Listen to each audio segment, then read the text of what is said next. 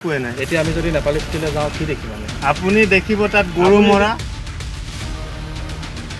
আপুনি গোন্ধত যাবই নোৱাৰে, যাব দেখিব য'তে ত'তে গৰু ফচি আছে। আমি বহুত হেৰি কৰিলোঁ টানিবৰ কাৰণে। আজি বহুত ফুটিলে ইয়াত আপোনাৰ চাব গাড়ীয়ে প্ৰশাসন আহে, অবৈধ খনন যদি ৰোধ কৰিবলৈ পাব্লিক যায়, গাড়ীয়ে প্ৰশাসন আহে, উঠাই লৈ যাম, এছপিৰ ভাবুকি দিয়ে। কিন্তু আজি এই জীয়াটো ভুগি থকা অঞ্চলত মানুহ যি গৰু মৃত্যু হৈছে, গৰু এটা উদ্ধাৰ কৰিবৰ কাৰণে এখন ফকলেন যোগাৰ কৰিব পৰা নাই।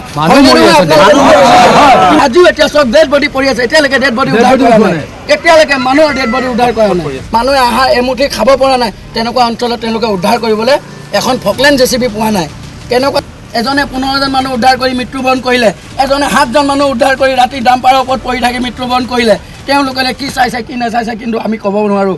আমি অকল দুখ পাইছোঁ, নিজৰ দুখ ক'ত কেনেকৈ প্ৰকাশ কৰিম, নিজৰ ঘৰ সম্পত্তি একোৱে নাই। এতিয়া আমি যদি নেপালী ফুটিলে যাওঁ কি দেখিম আমি? আপুনি দেখিব তাত গৰু মৰা দেখিব, আপুনি গোন্ধত যাবই নোৱাৰে, যাব দেখিব য'তে ত'তে গৰু ফচি আছে। আমি বহুত হেৰি কৰিলোঁ টানিবৰ কাৰণে। আজি বহুত ফুটিলে টানিবৰ কাৰণে আমি গৰুখিনিকো টানিব নোৱাৰিলোঁ। যিহেতু নেপালী মানুহৰ যিহেতু গৰুৱে তেওঁলোকৰ এটা শেষ সম্বল, তেওঁলোকৰ জীৱিকাৰ এক সম্বল। গতিকে তেওঁলোকৰ একোখন ফাৰ্মত 25জনী 40জনীকৈ তেওঁলোকৰ গাই আছিলে। এই গাইসমূহ ইতিমধ্যে নোহোৱা হৈ গৈছে।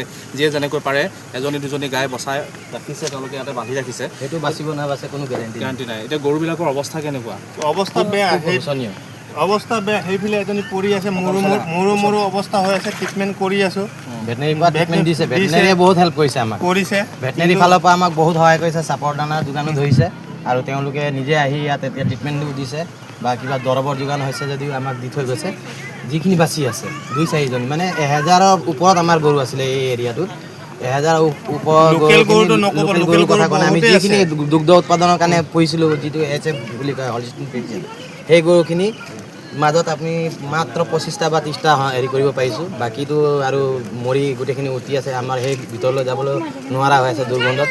আমাক প্ৰশাসনৰ পৰা এটা আমি এতিয়া যে ফকলেন এটা ব্যৱস্থা কৰিছিলোঁ, সেইটো ইখন গাঁৱলৈ গ'ল, যিখিনি গোহালিয়ে মৰি আছে।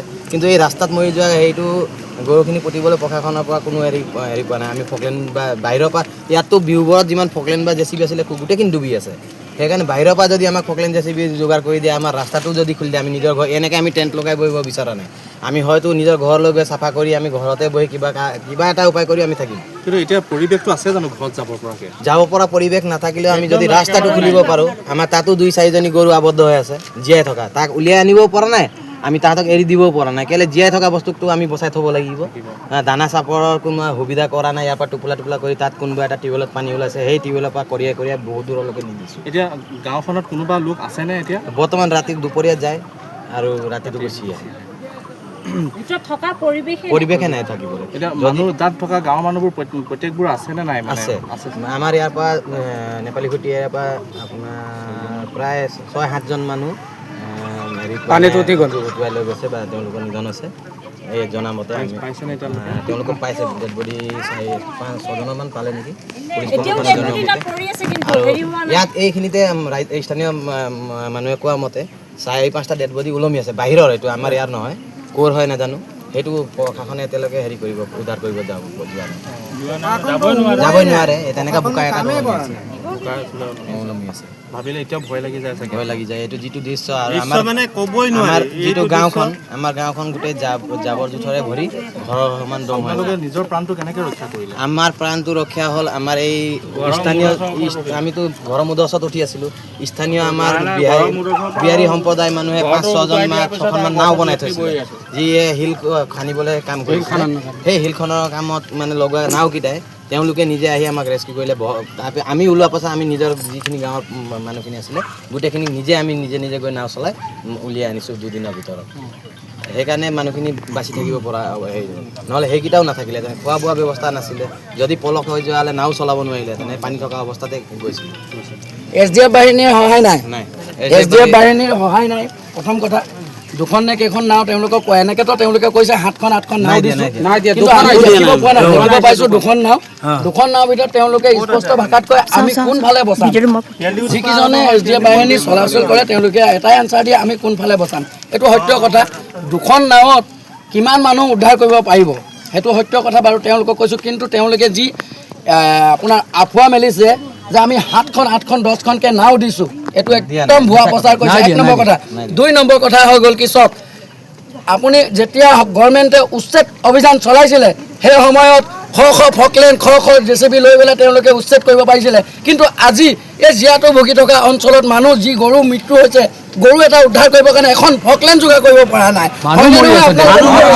কিন্তু এই চৰকাৰখনে যি হিচাপত ফকলেণ্ড উচ্ছেদ কৰিবৰ কাৰণে তেওঁলোকে নতুন নতুন ডিলাৰৰ পৰা ফকলেণ্ড লৈ আহি পেলাই উচ্ছেদ অভিযান চলাইছিলে কিন্তু আজি যি গৰু মৃত্যুবৰণ কৰিছে তাৰ গোন্ধত মানুহ জীয়াই থাকিব পৰা নাই মানুহে আহাৰ এমুঠি খাব পৰা নাই তেনেকুৱা অঞ্চলত তেওঁলোকে উদ্ধাৰ কৰিবলৈ এখন ফকলেণ্ড জেচিবি পোৱা নাই কেনেকুৱা কি কথা ক'ব কিন্তু ইয়াত প্ৰশাসনিক বিষয়া তেনেকৈ এখন আমাৰ হয় ভাৰপ্ৰাপ্ত বিষয়া থানাই যিমান পাৰে চিঞৰ-বাখৰ কৰিছে ইয়াত ৰাজহ অফিচ এটা আছে চাওক নাজিৰা সমষ্টিত বিহুবৰ গাঁও পঞ্চায়তত বিহুবৰ অন্তৰ্গতত যি ফৰেষ্ট ডিপাৰ্টমেণ্ট চবতকৈ বেছি ৰাজহ কালেকশ্যন কৰে বুলি কয় আপোনালোকেও নিশ্চয় গম পায় বিহুবৰ পৰা যি ৰেভিনিউ উঠায় এই ৰাজহ অফিচটোত তাত যেতিয়া আমি ক'লোঁ নেপালী সম্প্ৰদায়ৰ মানুহ তাৰ পৰা নদী কিনাৰৰ পৰা বহুত উঠি গৈছে আপোনালোকে কিবা এটা নিজৰ ভগীয়াকৈ আপোনালোকৰ হাতত নিশ্চয় তাৰ অপশ্যন আছে যিহেতু আপোনালোকে ৰাজহ কালেক্ট কৰে কিবা এটা নিজৰ ভগীয়াকৈ হ'লেও উদ্ধাৰ কৰক মৰা মানুহ মৰিবই বুলি কৈছে এই বিট অফিচাৰ কেইজনক কৈছিলোঁ তেওঁৰ নামটো নাই মৰা মানুহ মৰিব বুলি অফিচাৰ কেইজনে কৈছে মানুহক আমি কি কৰিম বুলি কৈছে আৰে এই এনেকুৱা টাইমত এনেকুৱা কথা কয় নেকি তেওঁলোকক কিমান কয় আজিও এতিয়া চব ডেড বডি পৰি আছে এতিয়ালৈকে ডেড বডি উদ্ধাৰ কৰা নাই এতিয়ালৈকে মানুহৰ ডেড বডি উদ্ধাৰ কৰা নাই এই গংগীধৰা বেক চাইডে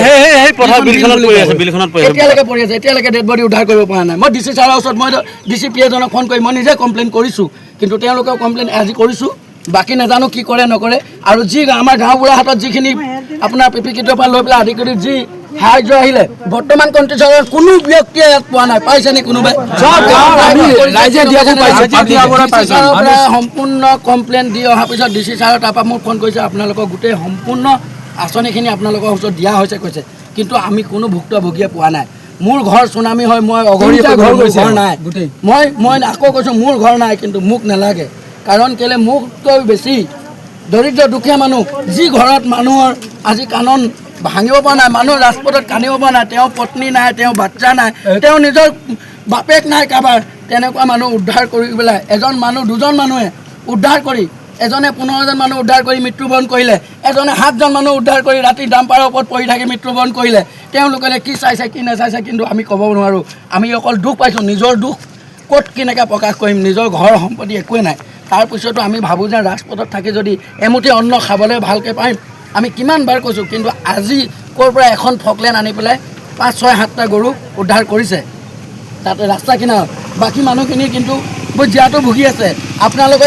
সংবাদ মাধ্যমৰ থ্ৰুত কৈছোঁ যিহেতু আমাৰ CM ছাৰ আহিলে CM ছাৰ আমাৰ বিহুবৰ ভ্ৰমণ নকৰিলে যি বিহুবৰ গাঁও পঞ্চায়ত নাজিৰাৰ মানচিত্ৰ গাঁও পঞ্চায়ত নেপালী খুঁটি ইলনি যি আপোনাৰ পৰ্যাবস্তি কয় মানচিত্ৰ পৰা নাইকিয়া হৈ গ'ল কিন্তু CM ছাৰ বাগানৰ পৰা ঘূৰি গ'ল আমাৰ MLA বৰ্তমানৰ ময়ূৰ বৰগোহাঁই ছাৰ এতিয়ালৈকে আমাৰ ইয়াত অহা নাই আপোনালোকে ধৰক বিহুবৰলৈ এতিয়ালৈকে ভ্ৰমণ কৰা নাই যিহেতু আমি নিজে দেখিছোঁ পানী শুকাই গ'লে চব মানুহ আহিব আজি ঠিক আছে কোনোবাই ব্যক্তিয়ে গম নাপায় তাৰ উপঞ্চি চক ইয়াত লিডাৰ বহুত আছে লিডাৰে যিকেইটা ভাষ্য কৰিছে আজি চৰকাৰৰ আঁচনি এইখন ত্ৰিপাল চৰকাৰে দিছে তম্বু তৰি থাকিবলৈ চৰকাৰখনত এনেকুৱা গতি কৰিছে তেওঁলোকে আমাৰ মানুহখিনিক চিনি নাপায় তেওঁলোকক ভোট দি আমি লিডাৰ বনাইছোঁ তেওঁলোকে আজি উজনি অসমৰ নামনি অসমৰ পৰা উজনি অসমলৈ ইমানে আপোনাৰ আঁচনি দিছে ব্যক্তিগত তেওঁলোকে গম পাইছে আজি ইংলেণ্ডৰ পৰা আঁচনি দিছে উজনি অসমলৈ বুলি কিন্তু আমাৰ ইয়াত থকা লিডাৰ কেইজনে আমাৰ নিজৰ গাঁৱৰ মানুহখিনিক চিনি নাপায় আধাৰ কাৰ্ড বিচাৰে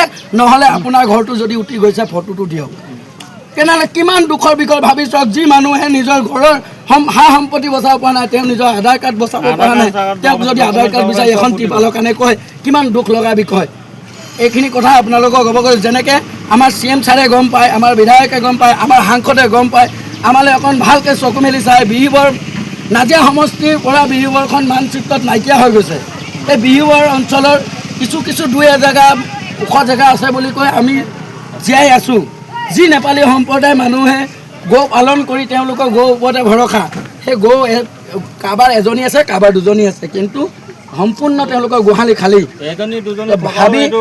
ভাবিবলৈ কিমান দুখৰ বিষয় এতিয়া পিছৰ পৰ্যায়খিনি আপোনালোকে কি কৰিম পিছৰ পৰ্যায়খিনি আমি কি কৰিম আমি এতিয়া ইয়াত যিহেতু ভুগিলোৱে এতিয়া বিহুবত কেঁচা মেচিনবিলাকো ডুবিলে বিহুবত যেন আমি কেঁচা মেচিনত কাম কৰিম আল্টিমেটলি চব বন্ধ হ'ল ইয়াত ব্যৱসায় বাণিজ্য আগৰ যি ৰকম আছিলে একো নাই আৰু গো পালন কৰি যিসকলে চলিছিলে সেইসকলৰ গৰু নাই। আৰু আমাৰ নিজৰ যি মোৰ ব্যৱসায় বাণিজ্য যি আছিলে, মোৰ নিজৰ ঘৰ দুৱাৰ নাই, আমি থাকিম ক'ত, কৰিম ক'ত, মোৰ নিজৰ ল'ৰা ছোৱালীৰ কাপোৰ কানি নাই। বৰ্তমান মোৰ ল'ৰা ছোৱালীৰ কিতাপ পঢ়া শুনা কিনিম নে মই ঘৰ বনাম নে মই মোৰ নিজৰ পোহপাল দিবলৈ ষ্টাৰ্ট কৰিম নে মই ব্যৱসায় কৰিবলৈ যাম। আপুনি ভাবি চাওক, আমি এনেকুৱা এটা অৱস্থাত আছোঁ। আমি এতিয়া আকৌ মোৰ এতিয়াও হৈ গ'ল কমচে কম আপোনাৰ 36 ইয়াৰ বেকলৈ আকৌ গ'লোঁ। মই আকৌ মোৰ সেই সৰু কালৰ পৰা মই ষ্টাৰ্ট কৰি যাবলগীয়া হৈছে।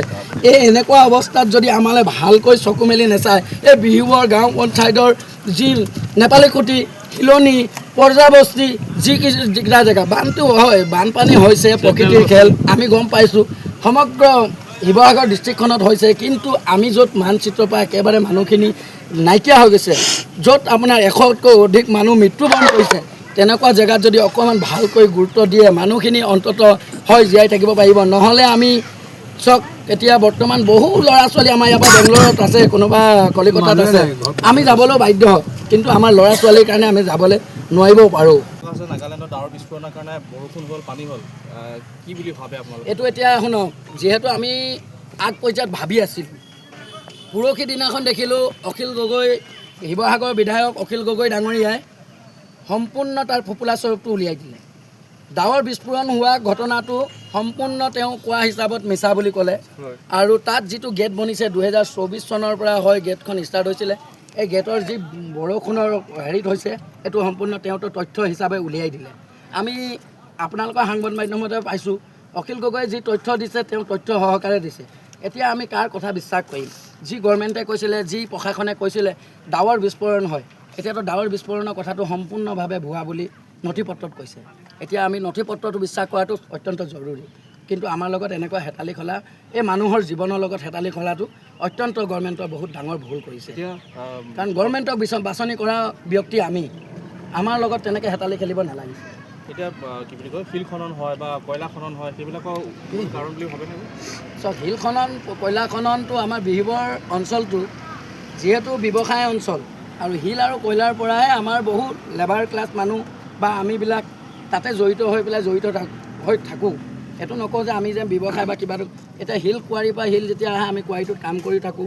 হয়, মোৰ নিজৰ গাড়ী এখন আছে, যদি গাড়ীখন তাত চলিছে, তেনেকৈ বহুত মানুহ জড়িত থাকে। হয়, কিছুমান খনন যি অবৈধ খনন হৈছে, অবৈধ খননক আমি কেতিয়াও ছাপোৰ্ট নকৰোঁ। মই যেতিয়া 2016 চনৰ পৰা কণ্টিনিউ 2025 চনলৈকে প্ৰতিবাদ কৰি আছোঁ, অবৈধ খননৰ বিৰোধিতা কৰি আছোঁ। অবৈধ খননে আমাৰ ক্ষতি কৰিছে, এইটো সম্পূৰ্ণ সত্য কথা। কাৰণ কেলে, এই যি পলক বহিছে এবুকু, এই পলকটো কিন্তু অবৈধ খননৰ কাৰণে হৈছে। এতিয়া যদি আকৌ অবৈধ খনন কৰিব লগা হয়, আপোনালোকে কি কৰিম বুলি ভাবিছে? অবৈধ খনন কৰিবলৈ হ'লে মইতো মোৰ নিজৰ ব্যক্তিগত কৈছোঁ, ৰাইজক চাওক, ৰাইজৰ আজি যিটো উত্তেজনা হৈছে, এই ৰাইজে কিন্তু মই জনাত কিন্তু অবৈধ খনন হ'বলৈ কেতিয়াও নিদিয়ে। আৰু যদি অবৈধ খনন কোনোবাই কৰিবলৈ আহে, প্ৰথম কথা হৈ গ'ল কি, আমাৰ বুকুত ফকলেণ্ড চলাইহে তেওঁলোকে অবৈধ খনন কৰিব লাগিব, নহ'লে তেওঁলোকক কোনো পৰ্যায় দিয়া নহ'ব। আৰু সেই সময়ত ইয়াত আপোনাৰ চাব, গাড়ীয়ে প্ৰশাসন আহে, অবৈধ খনন যদি ৰোধ কৰিবলৈ পাব্লিক যায়, গাড়ীয়ে প্ৰশাসন আহে, উঠাই লৈ যাম, SPৰ ভাবুকি দিয়ে। এইখিনিৰ পৰা কিন্তু আমি যি জনগণ ভয় খায়, এতিয়া আকৌ যে নহ'ব কিবা কথা আমি এতিয়া নুই কৰিব নোৱাৰোঁ, আশা কৰিব নোৱাৰি, সম্পূৰ্ণ হ'ব। না, আমিতো আমাৰ জীৱনটো, যিহেতু আমাৰ ককাই ভাই জীৱন গ'লেই, আমাৰ জীৱনো আমি দিবলৈ ত্যাগ কৰিম। কাৰণ কেলৈ, এইখন আমাৰ জন্মভূমি, আমি জন্ম জেগাত যেতিয়া বাস কৰোঁ, আমাৰ নিজৰ জেগাত আমিতো ইয়াতে থাকিব লাগিব। ইয়াৰ পৰা যদি আমি কেনেবাকৈ যদি শিমলুগুৰিটো বাস কৰিবলৈ যাওঁ, আমাক আকৌ ক'ব বিদেশী বহুত মানুহে বহুত তৰিকাত ক'ব, নতুন মানুহ ইয়াত কাম নাই ক'ব, নঘৰীয়া কাম নাই বুলি ক'ব। কিন্তু আমাৰ নিজৰ জেগাডোখৰত আমি যেতিয়া থাকিব নোৱাৰিম। কিন্তু এইবাৰ ৰাইজ আপোনালোকে কি কয়, একমুঠ হৈ জেগাই একমুঠ হৈ ওলাবনে? আমি কিন্তু অবৈধ খনন হ'বলৈ নিদিওঁ এইবাৰ। আৰু যেতিয়া ইলেকশ্যন হ'বলৈ কৈছিল, ইলেকশ্যনৰ আগতে আহিছিলে জনপ্ৰতিনিধি, ইলেকশ্যনৰ আগত আপুনি জনপ্ৰতিনিধি কি ক'ব, হাতে কিছুমান ঘৰে গৈছিলে, হাতে কাৰোবাৰ তামোল পাণৰ বঁটা, হাতে কাৰোবাৰ কিবা পেকেটিং বস্তু। এতিয়া তেওঁলোকৰ ফোপোলা স্বৰূপ সকলো আমাৰ ৰাইজে দেখিছে, একো অহাই নাই দিবলৈ কাৰণে। পানী কমিলে তোমাক ল'ব আহি আছোঁ, ৰাতিপুৱা হ'ল। এইটো আমাৰ ভাগিনজনী আছে, ৰাতিপুৱা কৰি দিলে, অকলে বহিছে, ইমান ডাঙৰ সৰু, ইমান ছোৱালী যেনেকুৱা লাগে আমাক কওকচোন। আমি যেনে তেনে ওলাইছোঁ ভাগিনী তাত ফচি আছে বুলি নাও পিছে দিছোঁ মোৰ নাম্বাৰে ব্লক কৰি দিলে থানা ওচি আপোনাক কি ক'ম আমাৰ সাহস নহয় ভাগিনী যদি তাত আছে বুলি খবৰ পাই একদম ৰাতিপুৱা 9টা বজাত NDF হেৰি দুখন বোট আহিছিলে হাল্লা কৰি কৰি ওলাইছে চিঞৰি আছে এতিয়া ক'ত আছে তাই ক'ত আছে এতিয়া তাই এতিয়া ইয়াত বায়েকৰ ঘৰত আছে ভাগিনী যদি বাচিলে যে সেইটো ভাগ্য ভাল গোটেই নিশা বহিছে বৰষুণো দিছে 11টা বজাত গোটেই বৰষুণত তিতি থাকিছে 9টা বজাত MDF হেৰি নাও আহিছে তেতিয়া ওলাইছে সেইটো হাল্লা কৰি কৰি ৰাতিপুৱা ইমান চিঞৰ বাখৰ য'ত ত'ত খবৰ কৰি পুলিচে চুলিচে খবৰ আগদিনাখনতো বাদ দিয়ক এটা মান নাই মানুহ নাও হাত জুৰি জুৰি ভাগিনী ওলাই দিয়ক আৰু আছেনে ইমান কৰে নোৱাৰিলে ৰাতিপুৱা ওলাইছে ছোৱালীটো থাকিছে যে ছোৱালীটো 3 হাত নালাগে 1 হাত বাড়ি খাড়া 1 হাত যদি বাড়ি দিয়ে গোটেই শেষ হ'লে ইমান সাহস ছোৱালীজনী